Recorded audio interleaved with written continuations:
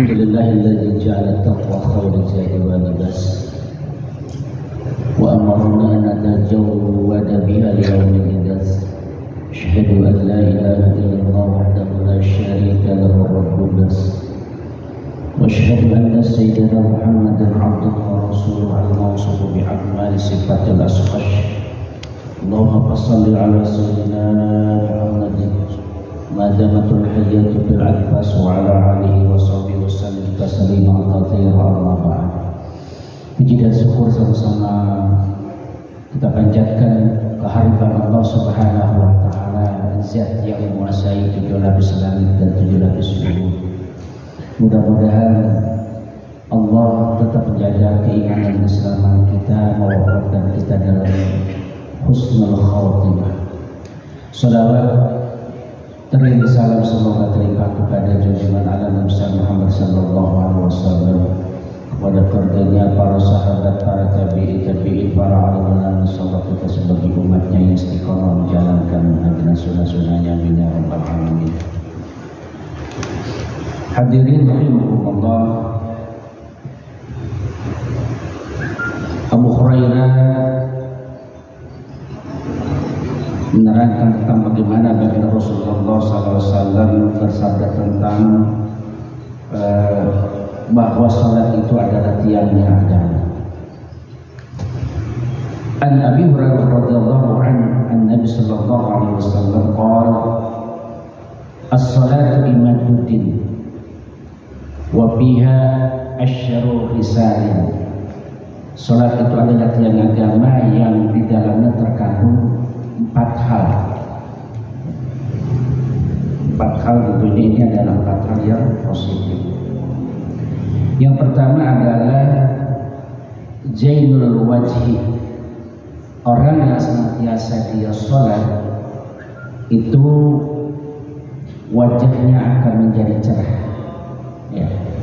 Itu di dunia saja terlihat ya, orang-orang yang senantiasa dia berwudu, kemudian dia melaksanakan sholat dengan sebaik-baik, bukan hanya melepaskan kewajiban ya, tetapi sholatnya itu hadir menghadap Allah Subhanahu wa ta'ala. Alladzina yadununa mulatu rabbihim wa annahum ilaihi raji'un. Dalam sholatnya dia buka hatinya ya, untuk menjadi persinggahan kebesaran Allah Subhanahu wa ta'ala. Sholatul khashiyin, sholatnya orang-orang yang khusyuk. Kemudian yang kedua, orang yang sholat itu wa nurul qalbi ya, akan menerangi hatinya. Tentunya ini menjadi tanda besar bagi orang-orang yang masih sholat tapi maksiat juga jalan ya. Artinya sholatnya tidak mempunyai efek pengaruh terhadap perilaku. Padahal Nabi ya, wa nurul qalbi, sholat itu menerangi hati. Kemudian berikutnya warahatul badan, sholat itu menyehatkan badan ya. Di orang-orang yang senantiasa dia sholat itu semestinya badannya sehat ya. Makanya dulu pernah ada pelatihan di sini tentang bagaimana sholat yang betul ya, berdirinya, takbiratul ihramnya, duduknya dan sebagainya ya, bangkit dari sujud juga seperti apa. Itu pernah kita mengadakan pelatihan juga tahun lalu kalau tidak salah ya. Jadi orang yang gerakan sholatnya betul, hatinya hadir, insya Allah badannya juga sehat. Itu ada lomba besar di Banten itu, dia umurnya 120 tahun ya. 120 tahun dia masih terlihat segar. Karena apa? Dia yakin sholatnya itu akan menjadi menyehatkan badan ya. Kemudian Kemudian yang keempat adalah wa unshun fil qabri. Salat itu akan menjadi teman di dalam kubur. Ya. Amalia-amalia ibadah yang salah satunya salat itu akan menjadi teman di dalam kubur. Ya, maka Allah ciptakan ya, amalia-amalia kita yang menemani kita di dalam kubur. Jadi kuburnya itu menjadi seperti Rabbah min riyadil jannah, taman-taman surga Allah Subhanahu wa taala. Ya, orang-orang beriman nanti ditemani oleh amalnya, ya, dengan paras yang elok. Ya. Yang tentunya ini menjadi keinginan kita semua, mudah-mudahan tatkala kita masuk kubur, amalnya kita menemani kita dan membahagiakan kita. Wa munjilur rahati, ya. Salat itu tempat turunnya rahmat. Ya. Jadi tatkala orang salat itu rahmat Allah bercucuran, ya. Bercucuran kepada orang-orang yang senantiasa salat. Ya. Bagi laki-laki ya harus di masjid. Itu sunnah muakkad, sunnahnya itu mendekati wajib. Kira-kira 75-80% itu wajib, ya, bukan wajib untuk berjamaah tetapi mendekati wajib. Sunnah muakkad, sunnah yang sangat dikuatkan.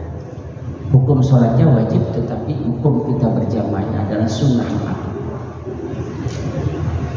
Wa miftahus sama, ya. Untuk terbuka daripada rahmat Allah, anugerahnya Allah, ini sholat adalah kuncinya langit. Ya. Tadi istilahnya Yusuf Mansur, gedor langit, gedorlah langit dengan sholat malam misalnya. Jadi emang sholat itu adalah kuncinya langit. Ya. Orang-orang yang mengenal Allah Subhanahu wa taala, kalau kita lihat dalam kitab hikam itu, su'aul basyirah yushhiduka qurbahu minka. Ya. Sinar matahari itu dapat memperlihatkan kepadamu dekatnya Allah kepadamu. Ini pendekatan dengan akal, ya, yang pertama ini. Jadi seseorang itu dia mengenal Allah dengan pendekatan akal. Su'al basyirah yushhiduka qurbahu minka. Sinar matahari itu dapat memperlihatkan kepadamu dekatnya Allah dengan. Ya. Kemudian yang kedua, wa'inul basyirati yushhiduka ada makal wujudi. Dan matahari itu sendiri dapat memperlihatkan kepadamu ketiadaanmu karena wujud. Ya.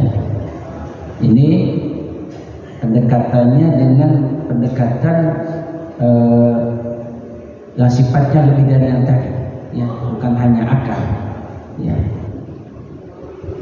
Jadi dia merasa Allah itu ada, ya. Dan dia sendiri pun ada, cuman dia merasa jika dibandingkan dengan kebesaran eksistensi, keagungan, kekuasaan Allah, dirinya sangat kecil. Jadi ini pendekatan dengan ilmu. Ya. Jadi dirinya merasa ada tetapi sangat kecil di hadapan Allah Subhanahu wa taala. Wa 'ainul basyirati yushhiduka 'ada maka liwujudi. Dia yakin Allah itu ada di dalam hati, tetapi dia merasa dirinya itu tidak ada, ya, kecil di hadapan Allah. Kemudian mahabbul basyirati yushhiduka wujudahu la 'adamaka wa la wujudaka. Ya. Dan hakikat mata hati itulah yang menunjukkan kepadamu hanya zat Allah, bukan ketiadaanmu dan bukan pula wujudmu. Nah, kalau yang ketiga ini pendekatan dengan ma'rifat yang lebih tinggi, bahwa ya dia merasa tidak ada di hadapan Allah. Ya. Kenapa? Karena segala sesuatu yang ada di alam semesta itu, ya, tergantung pada kodrat irodatnya Allah, kekuasaan kekuasaan Allah, kebesaran Allah. Ya. Jadi dia merasa dirinya tidak ada. Ya. Allahu Akbar. Saat kita takbir dalam sholat, ya, hadir hati menghadap Allah. Ya, bacaan-bacaan sholat kita lakukan dari Al-Fatihah sampai sana. Ya. Tetapi hatinya merasa tidak ada di hadapan Allah Subhanahu wa Ta'ala. Saking dia tawajuh, saking dia hadir, ya, dalam sholatnya ini. Maka orang-orang yang menggunakan akal masih merasa dirinya ada yang pertama tadi, ya. Sedangkan orang-orang yang menggunakan nurul ilmi merasa dirinya tidak ada jika dibandingkan dengan adanya Allah. Nah, sedangkan ahli hakikat hanya melihat kepada Allah, tidak melihat apa. Ya. Hanya kalau yang ketiga itu urusannya dengan dunia sudah selesai. Ya. Allah mau gimana pun dia sudah selesai dengan urusan dunia. Yang penting dia dicintai Allah, mendapatkan Allah Subhanahu wa Ta'ala. Ini yang tadi wahaqqul basyir wa yushiduka wujuda la adamaka wala wujuda. Hilang, ya, hilang saja di hadapan Allah Subhanahu wa Ta'ala. Ya. Ini memang bukan kelasnya kita, Pak, ya. Ini kelasnya para nabi, ya. Kelasnya para ulama besar, para sahabat, ya, para kekasih-kekasih Allah Subhanahu wa Ta'ala. Ya. Kemudian berikutnya wasiqlul mizan, ya. Salat itu akan memberikan timbangan kepada kita nanti di mizan. Ya. Karena amal yang akan diperiksa di yaumil akhir adalah salat. Jika salatnya itu baik, maka amal-amal yang lain akan diterima. Ya. Kemudian wa mardatu rabbi wasaman, ya, tempat keridhaan Tuhan, ya, dan adanya dalam salat kita. Allah akan ridho, ya, kepada kita, ya, jika kita melaksanakan kewajiban salat dengan mukhlishina lahu-din, ikhlas karena Allah Subhanahu wa Ta'ala. Tidak ada kepentingan dengan dunia. Ya. Kemudian yang terakhir adalah map yang 9 ini, wasamanul jannah, ya, itu orang-orang yang senantiasa menjaga sholatnya itu bernilai surga. Terakhir wahijabun minan nar, ya, sholat itu adalah penghalang daripada api neraka.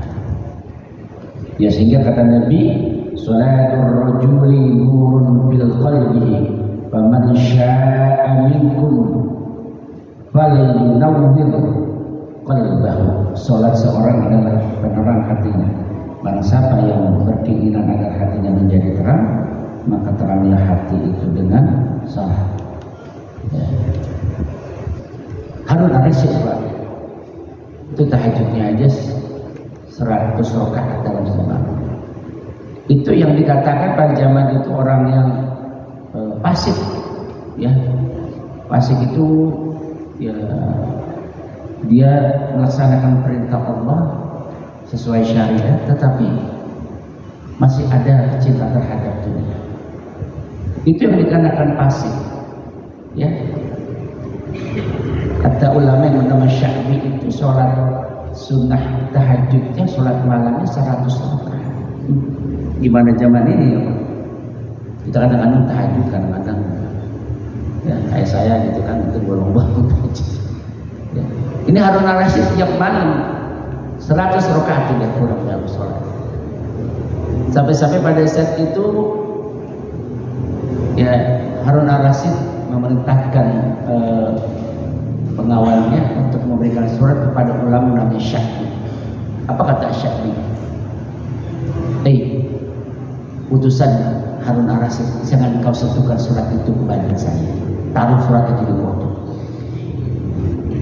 Saking dia menjaga hal-hal yang sifatnya subhan, ya, dia memposisikan Harun ar-Rasyid itu sebagai orang yang Pasik.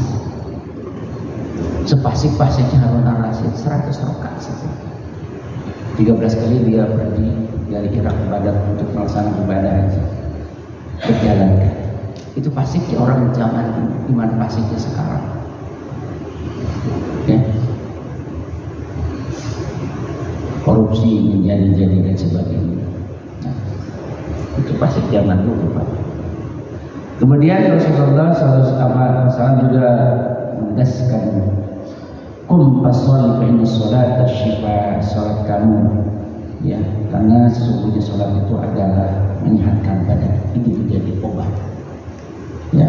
Jadi salat orang-orang yang senantiasa tadi alladzina yajuna mulaka rabbihim wa annahum itu akan menjadi obat bagi kita ya, asal yakin ya.